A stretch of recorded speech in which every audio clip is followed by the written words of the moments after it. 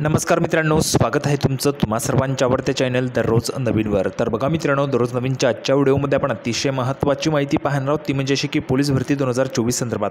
बघा मित्रांनो, पोलीस भरतीच्या संदर्भातच्या फॉर्मच्या संदर्भात महत्त्वाचे अपडेट असणार आहे। व्हिडिओ शेवटपर्यंत नक्की बघायचे आणि सर्व विद्यार्थ्यांना शेअर देखील करायचे। त्या अगोदर तुम्हाला सूचना आहे, जर तुम्ही व्हिडिओवर नवीन असाल तर व्हिडिओला आत्ताच लाईक करून द्या, कारण तुम्हाला नंतर वेळ मिळणार नाही। आणि जर तुम्ही अजूनही आपल्या चॅनलला सबस्क्राइब केलं नसेल तर लवकरात लवकर सर्वांनी चॅनलला सबस्क्राइब करून घ्यायचे। अगदी फ्रीमध्ये तुम्ही आपल्या चॅनलला सबस्क्राइब करू शकणार आहात। तर बघा, पोलीस भरतीच्या संदर्भात महत्त्वाचे अपडेट या ठिकाणी आलेली आहे। अतिशय महत्त्वाचे अपडेट आहे, संपूर्ण व्हिडिओ शेवटपर्यंत नक्की पाहूया।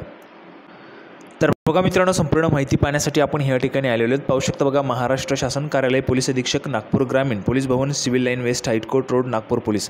तर बघा, संपूर्ण माहिती काय दिनांक जर आपण या ठिकाणी पाहिले तर बघा 8/5/2024 रोजीचे या ठिकाणी हे जे काही पत्र आहे ते आकारण्यात आलेलं आहे।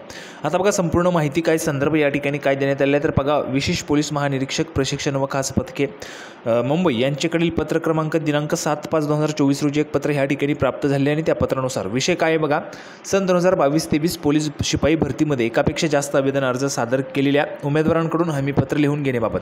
तर बघा, भरपूर असे विद्यार्थी आहेत की ज्यांनी डबल अर्ज त्या ठिकाणी केलेले आहेत, एकापेक्षा 2 अर्ज ज्यांनी केलेले आहेत किंवा 2पेक्षा 3, 4, 5 ज्यांनी अर्ज केलेले आहेत, तर त्यांच्यासाठी हे हमीपत्र लिहून घेण्याबाबतचे या ठिकाणी सांगण्यात आले आहे। बघा, संपूर्ण माहिती काय उपरोक्त संदर्भात विषयान्वये कळवण्यात येत आहे की सन 2022-23 पोलीस शिपाई भरतीमध्ये उमेदवारांनी एकाच पदासाठी विविध घटकात एकापेक्षा जास्त आवेदन अर्ज सादर केलेले आहेत। त्यामुळे जाहिरातीमध्ये नमूद केल्यानुसार एकाच पदासाठी एकच अर्ज ग्राह्य धरण्यात येईल।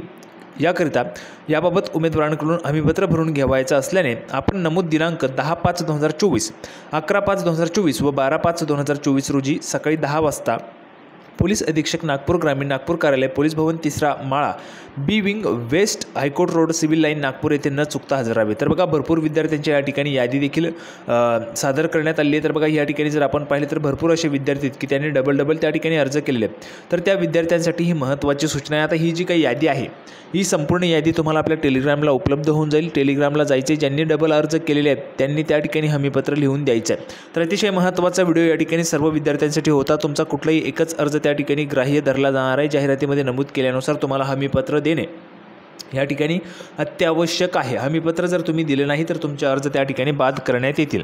तर बघा, सर्वात महत्त्वाची माहिती होती। सर्व विद्यार्थ्यांपर्यंत हा व्हिडिओ जास्तीत जास्त शेअर देखील करा। व्हिडिओ आवडला असेल तर लाईक करा, जास्तीत जास्त शेअर करा।